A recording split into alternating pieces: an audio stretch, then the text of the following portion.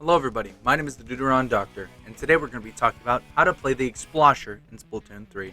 I'm finally back and returning to the How to Play series, as well as the Kit series, so I hope you guys enjoy the ride, because I plan on continuing this as much as I can.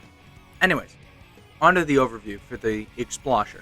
The Explosher is a decent weapon with good attack, great range, and perfect backline capability.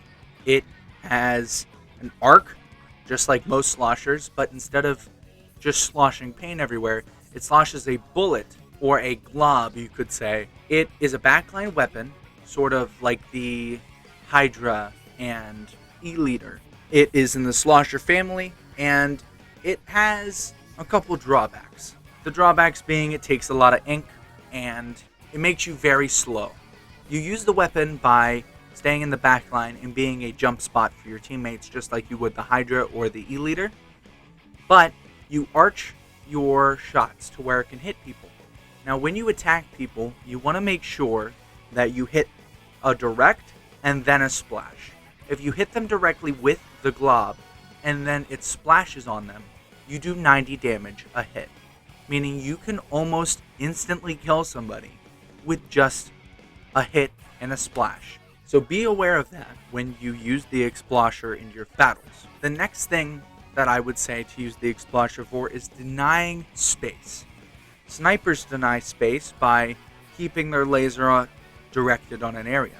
Hydras deny space by shooting the area and making sure there's no paths that are straight through the area. Explosher does something similar to the Hydra and the Sniper combined. The Explosher's presence just on its own is more than enough to scare away an enemy team. The Explosher paints quite a lot when you put it on walls and when you put it on floors. Now, it does not paint very well, but it does cover a large area with each of its splashes.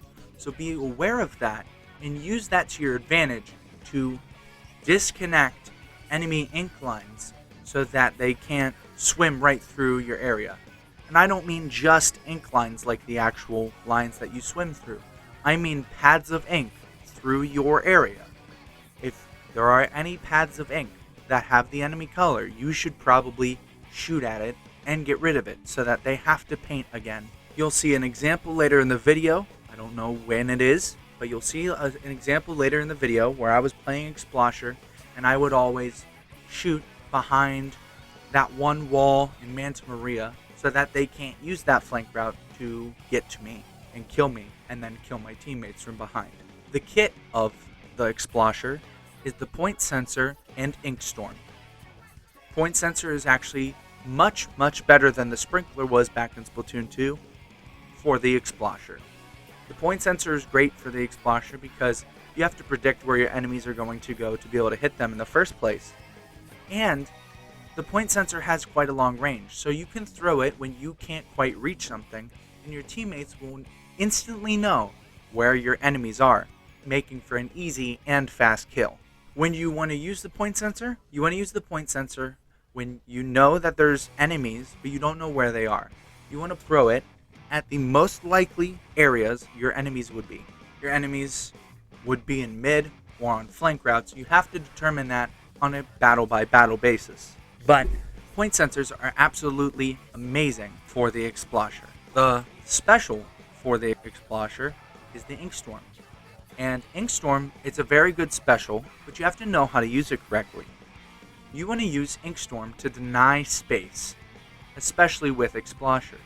You can cover flank routes with Ink Storm, so you don't have to worry about them for a little bit. You can cover mid with Ink Storm, so people have to go around the Ink Storm to be able to get to mid or to the other side. Or you could use it to cut their spawn in half, or any routes they might have in half, so that they either have to swim through and be damaged by the time they get to the battle, or they have to go either left or right and they can't push down the middle. That is how you use Ink Storm. You cut off areas, you deny space. Explosher has, in my opinion, the most perfect kit it could have. And if you practice it, the potential to win a lot of battles is insanely high. The next thing I'm going to talk about is recommended abilities. The abilities I would recommend is going to, first of all, be Ink Saver main. You are going to run out of ink absurdly fast. So if you don't want to spend 90% of your battle refilling ink, then use Ink Saver main, because you only get maybe about 5 or 6 shots maximum without it, but you're going to get a lot more bang for your buck with Ink Saver main. The next thing that I'd recommend is going to be Ink Recovery Up. Ink Recovery Up, just because the same reason. You're going to run out of ink a lot. It's not going to be really worth it if you're just refilling ink the whole match. And the third thing I'd recommend is going to be Ink Saver Sub, for a similar but related reason. Point Sensor takes quite a lot of ink just on its own, and you use a lot of ink for your main, so it's going to hurt you in the long run if you don't have that equipped. The next thing I would recommend is going to be Respawn Punisher. And Respawn Punisher, I'm going to recommend that because it's just a good ability for long range weapons. You just get so much value out of it if you don't die. And the last thing I'll recommend is Last Ditch Effort. Now, unlike other weapons that can last the whole match normally with no Ink Saver main and Ink Recovery Up, and can just equip Last Ditch Effort willy-nilly, you as an Explosher player can't really do that. You have to have good recovery the whole match, not just the last 30 seconds, given you are a slow weapon, so it's going to be hard.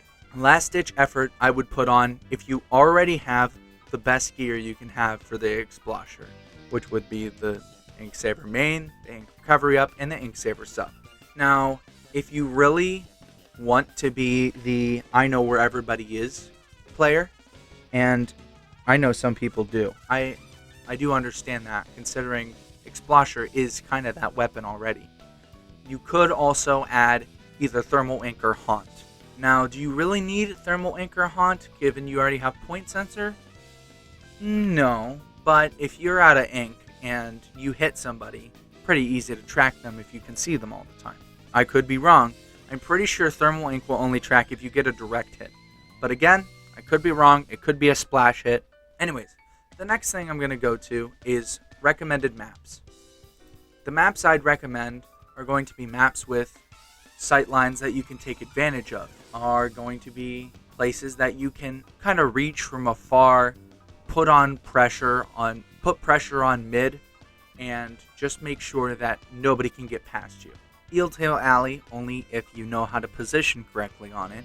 Flounder Heights, again, only if you know how to position correctly. Hammerhead Bridge, Inkblot Art Academy, Manta Maria, Mincemeat Metalwork, Museum d'Alfonsino, Scorch Gorge, Sturgeon Shipyard. That will be all the maps I recommend for this part of the video.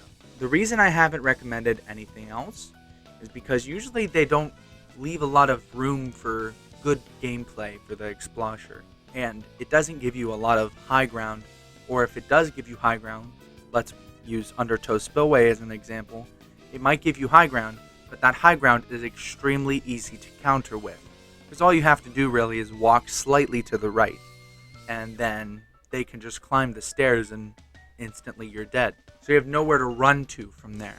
So that's the maps I recommend. The next and the last thing that we're going to recommend is modes. The recommended modes for the Explosher is going to be Splat Zones, because it's just mini turf war, and if you're only painting a small square, Explosher's going to excel at that more than it really should. Most Splat Zone maps, you can get away with just shooting twice and you can capture almost a whole Splat Zone yourself. So Splat Zones I would recommend.